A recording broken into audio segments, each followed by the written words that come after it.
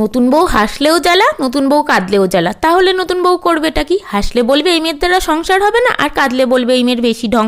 হ্যাঁ, তো সেদিনকে গেছিলাম আমার ছোটবেলার স্কুল ফ্রেন্ড শ্রোতার বিয়েতে।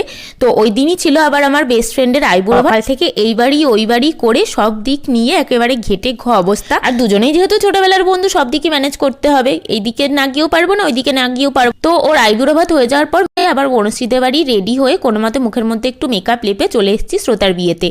এসে ওর সাথে দেখা করে বেশ কিছুক্ষণ বসে তারপর গেলাম খেতে। এরপর আমার কিছু বান্ধবী চলে গেছে বাড়িতে, আর কিছুজন গেছে খেতে, আর আমি এখানে বসে বসে বিয়ে দেখছিলাম। আর এই বিয়ে দেখতে দেখতে আমার একটা কথা কানে এলো। একজন বলছে সে কিন্তু আবার একটা ছেলে, মেয়ে না, সবসময় কাকিমারা জাজমেন্টাল হয় না, কিছু কিছু ছেলেও এরকম আছে। হঠাৎ করে বলে কি যে মেয়ে এত হাসছে সে আবার সংসার করবে। তো আমার কথা হচ্ছে একটা মেয়ে বিয়ের পর কি করবে? সিঁদুর দানের পর ভ্যাভ্যা করে কাঁদবে?